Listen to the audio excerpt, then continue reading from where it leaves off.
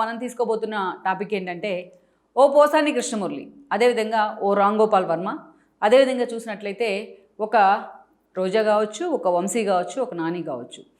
అదేవిధంగా ఈరోజు లేటెస్ట్గా వీళ్ళతో పాటు మనం కస్తూరిని కూడా కంపేర్ చేయొచ్చు. తమిళనాడు వివాదాస్పద వ్యాఖ్యలు చేసి అరెస్ట్ అయిన కస్తూరిని కూడా.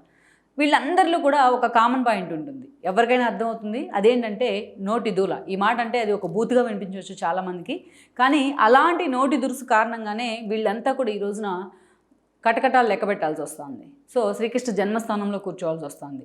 వీళ్ళ నోటి దురుసు ఎంత పని చేసింది అంటే భవిష్యత్ తరాలు కూడా వీళ్ళని చూసి ఎలా పొలిటీషియన్స్ ఎలా ఉండకూడదు, పొలిటీషియన్స్ అంటే ఎలా ఒక ఐడియల్ లాగా ఉండాలి అనేది ఒక అర్థం చేసుకునే సిచ్యువేషన్ అయితే ఉంది. వీళ్ళంతా కూడా వెనక ముందు ఆలోచన లేకుండా, కస్తూరి అయితే కొంత ఎగ్జామ్షన్ అనుకోవాలి, ఎందుకంటే ఆ వైసీపీలో లేదు కాబట్టి. వీళ్ళందరికీ కూడా మనం చెప్పుకున్న మిగతా 5గురికి కూడా వైసీపీతో ప్రత్యక్ష సంబంధమే ఉంది. అదేవిధంగా చూసినట్టయితే అలాంటి వాళ్ళంతా కూడా, సో రామ్ గోపాల్ వర్మ అయితే పోస్ట్ లేకపోయినప్పటికీ కూడా ఆయనకు పరోక్ష సంబంధాలు అయితే ఉన్నాయి వైసీపీ నుంచి. సో వీళ్ళంతా కూడా జగన్మోహన్ రెడ్డి అండ చూసుకొని, జగన్మోహన్ రెడ్డి అధికారాన్ని చూసుకొని ఒక ఉన్మాదంతో రెచ్చిపోయారు. వెనుక ముందు ఆలోచన లేకుండా వాళ్ళు చేసిన పనులన్నీ కూడా ఈరోజు వాళ్ళు చేసిన ఆ పాపాలన్నీ అయితే ఉన్నాయో అవన్నీ శాపాలుగా వాళ్ళు వెంటబడుతున్నాయి. ఈరోజు కాళ్ళు పట్టుకుంటా మహాప్రభు కనికరించండి అన్న కూడా కూటమి సర్కార్ వాళ్ళని వెంటాడి ప్రయత్నం చేస్తూ ఉంది. సో వీళ్ళందరిలో కూడా కామన్ పాయింట్ ఏంటంటే ఒక నోటి దురుస్తనమే. వీళ్ళు చేసిన అవినీతి ఏంటి, లేకపోతే వీళ్ళు చేసిన పనికిమాలిన పనులు ఏంటి, ఇవన్నీ కూడా చాలా ఉన్నాయి. అవన్నీ చెప్పుకుంటే చాంతాడంత అవుతాయి. చాలా లైక్ రోజు లాంటి వాళ్ళు చూస్తే ఏదైతే దర్శనం పేరుతోని, విఐపి దర్శనం పేరుతోని ఎలా అక్కడ ప్రోటోకాల్ ఉల్లంఘించారని మనకు తెలుసు ఒక మంత్రి హోదాలో. అదేవిధంగా టూరిజం శాఖ మినిస్టర్గా ఉండి ఏదైతే రిషికొండకి ఎలా పర్మిషన్ ఇచ్చారనేది కూడా చిన్న ఎంక్వైరీస్ చేసిన చాలు ఆమె భాగవతాలన్నీ కూడా బయటకు వస్తాయి. వేరే వంశీని తీసుకుంటే సంకల్ప సిద్ధి స్కామ్ కావచ్చు. ఈరోజు కొడాలని తీసుకుంటే వైజాగ్లో ఎక్కడో ఉన్న వాళ్ళు కూడా కొడాలి నాని మీద గతంలో ఆయన మాట్లాడిన మాటల మీద ఫిర్యాదులు చేస్తున్నారు, కేసులు నమోదవుతున్న పరిస్థితి. ఇక అలా వీళ్ళు ప్రత్యక్ష పరోక్ష సంబంధాలు ఉన్న వీళ్ళంతా కూడా జగన్మోహన్ రెడ్డి మీద ఈ రోజున జగన్మోహన్ రెడ్డి అండ చూసుకుని వాళ్ళు రెచ్చిపోయిన తీరు ఈరోజు వైఎస్ఆర్సీపీ పతనానికి ఒక నాంది అనుకోవాలి అది. ఇక ఈరోజు వైఎస్ఆర్సీపీ 11 సీట్లకే పరిమితమైన తర్వాత జగన్మోహన్ రెడ్డికి తన భవిష్యత్తు ఏంటో అర్థం కావట్లేదు. ఒకవైపు కేసులు తరుముతూ వస్తున్నాయి, మరోవైపు మొహం ఎలా చూపించాలో అర్థం కాక అసెంబ్లీలో అటు పవన్ కళ్యాణ్కి కానీ, అదేవిధంగా చూస్తే అటు చంద్రబాబు నాయుడుకి కానీ, ఇటు లోకేష్కి కానీ ఈరోజు ఆయన అసెంబ్లీకి వెళ్ళని పరిస్థితి. ఆయన అసెంబ్లీకి వెళ్లకుండా ఉంటే తన ఎమ్మెల్యేలను పంపిస్తే ఎక్కడ వాళ్ళకి పేరుస్తుందో అని తన ఎమ్మెల్యేలు కూడా కట్టడి చేస్తున్న పరిస్థితి. ఇంకోవైపు చూస్తే అటు రాజ్యసభ సభ్యులు వరుసపెట్టి చేజారిపోతూ ఉన్నారు. ఇంకోవైపు చూసినట్లయితే అటు ఎమ్మెల్సీలు కూడా రేపో మాపో పూర్తి స్థాయిలో జెండా పీకేసేందుకు రెడీగా ఉన్నారు. ఈరోజు ఆప్షన్స్ ఉన్నాయి ఏపీలో. కూటమి ప్రభుత్వం కలిసి కట్టుగా ఉన్నప్పటికీ టీడీపీ మొత్తం ప్యాక్ అయిందని చెప్తున్నా జగన్ అంటే ఇష్టం లేని వాళ్ళు లైక్ బాలినేని లాంటి వాళ్ళు జనసేన బాటపడుతున్నారు. ఒకవేళ అది కూడా స్కోప్ లేదు అనుకున్న వాళ్ళు రాజ్యసభ సభ్యులు చాలామంది బీజేపీ వైపు చూస్తూ ఉన్నారు. అది కూడా ఆప్షన్ వద్దు అనుకున్న వాళ్ళకి ఈరోజు షర్మిల కాంగ్రెస్ నుంచి ఇంకొక ఆప్షన్గా కనిపిస్తుంది. ఎందుకంటే వైఎస్ఆర్సీపీలో ఉన్నంతా కూడా మాజీ కాంగ్రెస్ నేతలే. కాంగ్రెస్ హైకమాండ్ కూడా ఆ దిశగా ఫోకస్ పెట్టింది. ఇన్ని ఆప్షన్స్ ఉన్నాయి ఈరోజు పొలిటీషియన్స్కి. జగన్మోహన్ రెడ్డి మీద ఏమాత్రం అసంతృప్తి ఉన్నా అక్కడ ఉండాల్సిన అవసరం కూడా లేని పరిస్థితులు ఉన్నాయి వాళ్ళందరికీ. ఒకవైపు చూసినట్లయితే షర్మిల విజయం కూడా జగన్మోహన్ రెడ్డికి మరో థ్రెట్గా మారారు. ఆస్తుల పంపకాలు కావచ్చు, ఇంటర్నల్గా ఉన్న వివాదాలు కావచ్చు. ఇంకోవైపు చూస్తే అవినాష్ రెడ్డిని వివేకానంద రెడ్డి మర్డర్ కేసు విషయం తరుముకుంటూ వస్తుంది. ఈ రోజున సునీత ఎప్పుడు అవినాష్ రెడ్డిని అరెస్ట్ చేయించి లోపల అయ్యాలనే విధంగా ఆమె నిజంగానే ఒక మహిళ అయ్యుండి కూడా ఎక్కే గడప దిగే గడప అన్న తేడా లేకుండా ఒక పోరాటం చేశారు సుదీర్ఘకాలం. సో రేపు మాపో ఆ విషయంలో కూడా ఒక క్లారిటీ అయితే రాబోతుంది. గతంలో జగన్మోహన్ రెడ్డి 5 ఏళ్ల పాటు ప్యాంపర్ చేసి వచ్చిన బీజేపీ ఈరోజు కూటమి ప్రభుత్వంలో భాగస్వామ్యం అయింది. ఈరోజు జగన్మోహన్ రెడ్డి వెళ్ళినా ఆయనకు అమిత్ షా లాంటి వాళ్ళు అపాయింట్మెంట్ ఇచ్చే పరిస్థితి కూడా లేదు.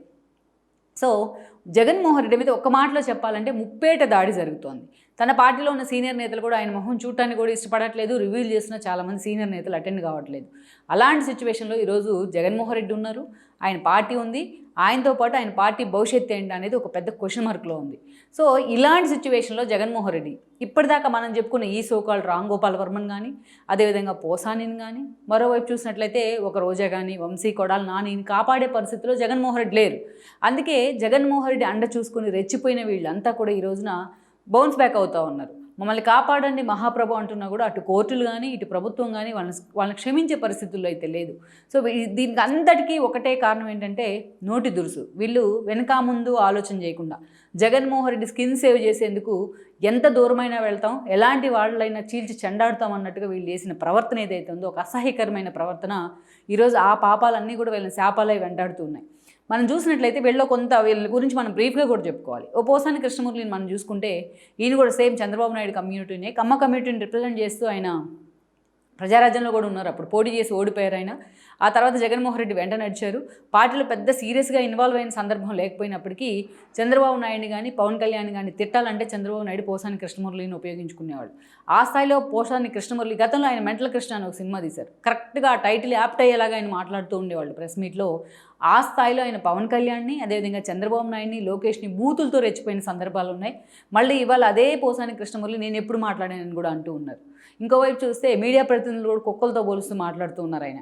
సో ఆ స్థాయిలో పోసాని కృష్ణమురళి జగన్మోహన్ రెడ్డి అండ చూసుకుని రెచ్చిపోయారు. అందుకే జగన్మోహన్ రెడ్డి ఆయనకి ఫిల్మ్ డెవలప్మెంట్ కార్పొరేషన్ పదవి కూడా ఇవ్వడం జరిగింది. ఆ పదవి వచ్చిన తర్వాత అసలు పోసాని కృష్ణమురళి ఎక్కడ భూమి మీద కూడా నిలవలేదు గతంలో. సో ఇలాంటి వాళ్ళు చాలామంది ఉన్నారు. గతంలో మనం చూస్తే మోహన్ బాబు లాంటి వాళ్ళు కూడా వైసీపీలోకి వెళ్ళడం జరిగింది చంద్రబాబు నాయుడు మీద విమర్శలు చేసి. కానీ ఏ రోజు ఆయన రోడ్డు మీదకి వచ్చి ఆ స్థాయిలో బూతులు తిట్టే ప్రయత్నం అయితే చేయలేదు.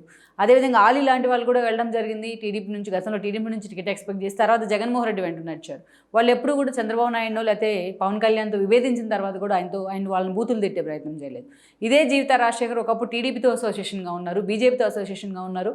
ఆ తర్వాత వైఎస్ఆర్సీపీలోకి వెళ్ళారు. ఎక్కడా వాళ్ళు బూతులు తిట్టే ప్రయత్నం అయితే చేయలేదు. సో అలా మనం చూసినట్టు పోసాని కృష్ణమురళి ఆ స్థాయిలో జగన్మోహన్ రెడ్డిని చూసుకొని రెచ్చిపోయారు. సో ఈరోజు అదే పోసాని మీద ఈ రోజున సిఐడి కేసులు నమోదవుతున్నాయి ఎక్కడికక్కడ. నిన్న మొన్న ప్రెస్ మీట్ పెట్టి కూడా ఆయనలో కనీసం ఒక శ్రీరెడ్డి తరహాలో క్షమాపణ అడుగుతూ కూడా ఆయన ఒక లేఖ పంపడం కానీ ఎవరిని రిక్వెస్ట్ చేస్తూ మాట్లాడలేదు. ఆ స్థాయిలో మళ్ళీ ఒకసారి రెచ్చిపోతే ఆ స్థాయిలో ఆయన మీద ఈ రోజున సిఐడి కేసులు కూడా ఫైల్ చేసింది. రేపో మాపో ఆయన అరెస్ట్ అవ్వడం ఖాయం, ఆయన కటకట లెక్కించడం కూడా ఖాయమే. ఇంకోవైపు చూస్తే వర్మ అంటే నిజంగా మన కర్మ అంటంలో కూడా ఎలాంటి ఆశ్చర్యం లేదు. ఒకప్పుడు ఆయన శివ లాంటి మూవీస్తో, క్షణక్షణం లాంటి మూవీస్తో ఒక ట్రెండ్ సెట్ చేశారు ఇండియాలోనే. అందుకే అటు బాలీవుడ్లో కూడా కొన్ని సినిమాలతో తనకంటూ ఒక ఓన్ ఇమేజ్ క్రియేట్ చేసుకున్నారు వర్మ అంటే. అలాంటి రామ్ గోపాల్ వర్మ పూర్తి స్థాయిలో కూడా గంగ చంద్రముఖిగా మారినట్టు ఇటీవల కాలంలో లాస్ట్ 10 years నుంచి కూడా పూర్తిగా మారిపోయారని అనుకోవాలి. ఆయన ఏ మూవీ పట్టుకున్నా, ఏది పట్టుకున్నా, ఏ డాక్యుమెంటరీ పట్టుకున్నా అదంతా కూడా డిజాస్టర్గానే మిగులుతుంది. అక్కడన్నా వర్మకు అర్థమై ఉండాలి తాను ఏం చేస్తున్నాను, గతంలో ఎలా ఉండేవాడిని, ఇప్పుడు ఎందుకు ఇలా తయారయ్యాను అనేది. ఒక నీచంగా ఏదైతే మహిళని చిత్రిస్తూ ఆయన అసభ్యకరంగా జనం మీదకి వదిలిన సినిమాలు ఉన్నాయి.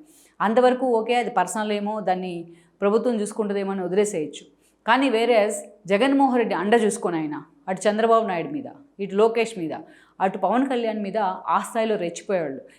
కేవలం ట్వీట్లు పెడతాం వరకే పరిమితం అయ్యారంటే అది లేదు. జగన్మోహన్ రెడ్డి అని టీం స్పాన్సర్ చేసిన డబ్బులతోని వాళ్ళ మీద సినిమాలు తీసి వదిలేవాళ్ళు. లక్ష్మీపార్వతి మీద ఒక సినిమా తీస్తే దాంట్లో చంద్రబాబు నాయుడు విలన్గా చూపించే ప్రయత్నం, లోకేష్ మీద చంద్రబాబు నాయుడు మీద సినిమా తీశారు, పవన్ కళ్యాణ్ మీద సినిమాలు తీశారు. వీళ్ళందరినీ ఒక నీచంగా సినిమాల్లో చూపించే వాళ్ళ క్యారెక్టర్ని చూపించే ప్రయత్నం చేశారు. సుదీర్ఘకాలం ఆయన ముఖ్యమంత్రిగా పనిచేశారు, సుదీర్ఘకాలం ప్రతిపక్ష నేతగా పనిచేశారు. ఒక 40 ఏళ్ల సుదీర్ఘ రాజకీయ జీవిత చరిత్ర ఉంది చంద్రబాబు నాయుడుకి. వేరేస్ పవన్ కళ్యాణ్ ఒక పవర్ స్టార్ అన్న బిరుదు తెచ్చుకున్నారు అటు సినిమాల్లో.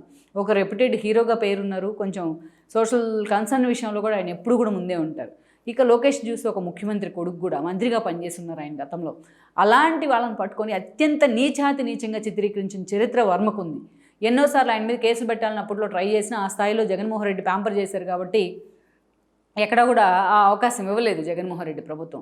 ఈరోజు అలాంటి వర్మ బెయిల్ పిటిషన్ వేసుకుంటే ఆఖరి కోర్టు కూడా చీకొడుతోంది, కోర్టు కూడా ముట్కాయలు వేస్తుంది. మేము బెయిల్ ఇచ్చే ప్రసక్తే లేదు, నువ్వు ఏదైతే చేసిన పాపం ఉందో దానికి శిక్ష పడాల్సిందే, అవసరమైతే బెయిల్ తెచ్చుకోమంటూ నిర్దాక్షిణ్యంగా ఆయన పిటిషన్ ఈరోజు హైకోర్టు తిరస్కరించడం జరిగింది. ఆయన మీద ప్రకాశం జిల్లా మద్దిపాడులో కేసు కూడా పడింది. రామలింగం అనే టీడీపీ కార్యకర్త ఆయన మీద కేసు ఫైల్ చేయడం జరిగింది. ఈరోజు రేపో మాపో ఆయన కూడా ఊచలు లెక్క పెడతానికి సిద్ధమవుతూ ఉన్నారు. సో అంత ఘన చరిత్ర ఉన్న రామ్ గోపాల్ వర్మ, ఒక శ్రీదేవి లాంటి వాళ్ళతో పెట్టి క్షణక్షణం లాంటి మూవీస్ తీసిన రామ్ గోపాల్ వర్మ ఈరోజు తన భవిష్యత్తు ఏంటి అనేది తనకు తానే ఆ గొయ్యిని దవ్వుకొని తనకు తానే కప్పెట్టేసుకుంటున్న పరిస్థితి ఉంది. ఇక రోజా గురించి, వంశీ గురించి, కొడాలి నాని గురించి మనం ప్రత్యేకంగా చెప్పాల్సిన అవసరం లేదు. రోజా వీళ్ళు ముగ్గురు కూడా ఒకే స్కూల్ నుంచి వచ్చారు, టీడీపీ స్కూల్ నుంచే. టీడీపీ నుంచే వీళ్ళకి రాజకీయ భవిష్యత్తు వచ్చింది, టీడీపీనే వీళ్ళకి టికెట్లు ఇచ్చింది, టీడీపీ చేతుల నుంచే బీఫామ్స్ అందుకున్నారు. రోజా లాంటి వాళ్ళు ఓడిపోయినా వంశీ, కొడాలి నాని లాంటి వాళ్ళు టీడీపీలోనే గెలవడం జరిగింది. ఆ తర్వాత గెలిచిన తర్వాత మళ్ళీ పార్టీలు మారిన చరిత్ర ఉంది వాళ్ళకి. సో జగన్మోహన్ రెడ్డి వెంట వెళ్ళడమో లేకపోతే తమకి ఇష్టం వచ్చిన పార్టీలోకి వెళ్ళడమో ఎవరికైనా అది హక్కు ఉంటుంది స్వతంత్రంగా. తను ఉన్న పార్టీలో తన సఫికేషన్ ఎదురై ఇమ్మడలేకపోవడం ఎవరైనా దాన్ని పెద్ద తప్పు పట్టాల్సిన అవసరం అయితే ఉండదు. అలాగే చాలామంది చంద్రబాబు నాయుడు దగ్గరుండి మరీ రాజ్యసభ ఇచ్చిన వాళ్ళు ఎంతోమంది పార్టీని వదిలిపెట్టి వెళ్ళిపోయిన చరిత్ర ఉంది. అయినా టీడీపీ నిలబడింది. అలాంటి క్రైసిస్ని తట్టుకొని. సో అలా పార్టీ మారితే ఎవరు కూడా దాన్ని పెద్ద ఆబ్లిగేషన్ పెట్టే పరిస్థితి ఉండదు. కాకుంటే ఎమ్మెల్యేలు వెళ్ళిపోతుంటే రిజైన్ చేసేయాలండి అని ఒక డిమాండ్ మాత్రమే ఉంటుంది, వాళ్ళ మీద అనర్హత వేటేయాలనే డిమాండ్ ఉంటుంది. సో కానీ వీళ్ళు ముగ్గురు కూడా వెళ్ళి జగన్మోహన్ రెడ్డి కోసం ఏ స్థాయిలో వాళ్ళు పనిచేశారంటే, అటు కొడాల నాని లాంటి వాళ్ళకు, రోజా లాంటి వాళ్ళకు వచ్చిన మంత్రి పదవుల్లోకి అయితే అటు పార్టీ అధికారంలో ఉంది 2019 తర్వాత ఒక థమ్మింగ్ మెజారిటీతో 151 సీట్లతో జగన్మోహన్ రెడ్డి సీఎం అయ్యారు. ఇక రాబోయే డెకేడ్ అంతా కూడా జగన్మోహన్ రెడ్డి అధికారంలో ఉంటారన్నట్టుగా వెనుక ముందు ఆలోచన లేకుండా వీళ్ళు బిహేవ్ చేశారు. అటు కొడాలి నాని కావచ్చు, ఒక బూతుల్ని ఎండార్స్ చేసే విధంగా కొడాలి నాని మాట్లాడిన తీరు, ఒక బూతుల మంత్రి అని ఆయన పిలిపించుకుంటున్నారంటేనే ఇంట్లో మనుషులు కూడా సిగ్గుపడాల్సిన సిచ్యువేషన్ ఉంది. ఆయన ఇంట్లో కూడా లేడీస్ ఉంటారు, అసలు ఆయన ఇంటికి ఎలా రాణించారా అని డిస్కషన్ కూడా జరిగే పరిస్థితి ఉంది. అలా బూతుల్ని ఎండార్స్ చేసే విధంగా కొడాలి నాని మాట్లాడిన తీరు, టీవీలో ఆయన ఫోటో వస్తే బూతుల మంత్రి అని కూడా పేరెంట్స్ కట్టేసిన పరిస్థితి ఉంది పిల్లలు చూస్తూ ఉంటే. ఆ స్థాయిలో సివిల్ సప్లై శాఖ మంత్రి అంటే అది మామూలు విషయం కాదు. తన శాఖ మీద కంటే బూతుల మీదే కొడాలి నానికి ఇష్టం ఎక్కువ ఉంది. ఎప్పుడు కూడా ఆ బూతులు మాట్లాడడానికి, ఆ బూతులను ఎండార్స్ చేయడానికి ఆ స్థాయిలో ఆయన మాట్లాడుతూ ఉండేవాళ్ళు, ఆ స్థాయిలోనే పనిచేస్తూ ఉండేవాళ్ళు. తన పదవిని తీసి పక్కన పెట్టినా కూడా జగన్మోహన్ రెడ్డి కోసం ఆ స్థాయిలో పనిచేశారు ఆయన. అదే బీఫామ్ ఇచ్చిన చంద్రబాబు నాయుడు కోసం ఒక మాట మాట్లాడిన పరిస్థితి తెలియదు ఎప్పుడూ. సో ఈరోజు చూసినట్లయితే కొడాలి నాని వెంటబడుతోంది ప్రభుత్వం. ఎక్కడో వైజాగ్లో ఉన్న టీడీపీ కార్యకర్తలు కానీ సాధారణ మహిళలు కూడా ఆయన మీద కేసు పెడుతూ ఉన్నారు, గతంలో ఆయన మాటలు వినలేకపోయాం మంత్రి హోదాలో అనేసి. మరోవైపు చూసినట్లయితే ఈ రోజున అక్కడి నుంచి రోజాని చూసినట్లయితే, ఇక రోజా నోటికి గట్టి తెగిన గోదావరికి పెద్ద తేడా ఉండదని అనుకోవాలి. ఎదుటి ఉంది ఎంతటి వాళ్ళైనా సరే కొడాలి నాని మహిళా రోజా అనిపించుకుంటే, ఏదైతే మేల్ రోజా అనిపించుకుంటే, ఈమెకు వచ్చేటప్పటికి ఈమె ఉమెన్ కొడాలి అనిపించుకున్న పరిస్థితి ఉంది రోజా. ఎన్నోసార్లు వెనక ముందు ఆలోచన లేకుండా వ్యక్తిత్వ హననానికి పాల్పడ్డ చరిత్ర ఉంది ఆవిడ.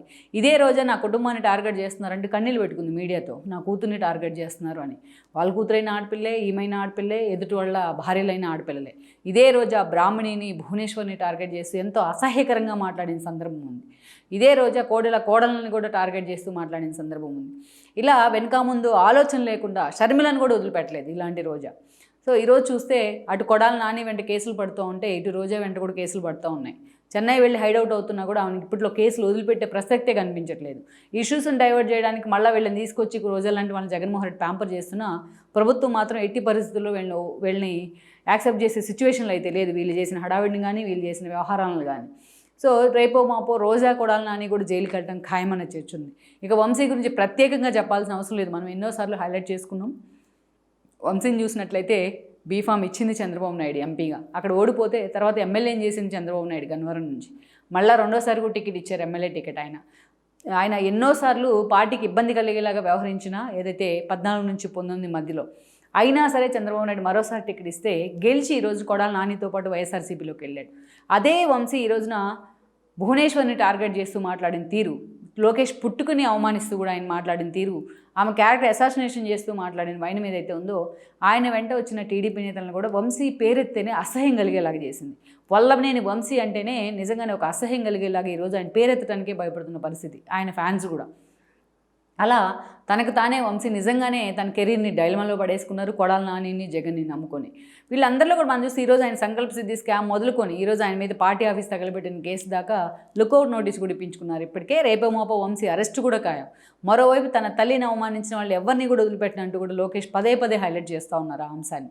సో వీళ్ళందరిలో కూడా మనం చెప్పుకుంటే ఒక కామన్ పాయింట్ ఏంటంటే, జగన్మోహన్ రెడ్డి అండదండలు చూసుకొని, జగన్మోహన్ రెడ్డికి వచ్చిన 151 సీట్లు చూసుకొని, తమకు కూడా ఇలాగ మాట్లాడితే రోజాలాగా ఏదో పదవులు ఇవ్వకపోతారా అనే ఆశతోని, అదేవిధంగా తమ పొలిటికల్ కెరీర్ మొత్తం కూడా జగన్మోహన్ రెడ్డి చేతుల్లో పెట్టే ప్రయత్నం జరగడం కానీ.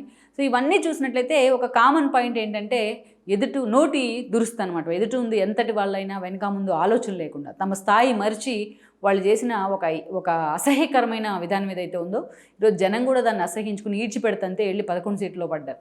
ఈరోజు వర్మకు ఒక సినిమా కూడా దిక్కులేదు, ఒక మంచి సినిమా తీసి జనం మీదకి వదిలే ఇది కూడా లేదు.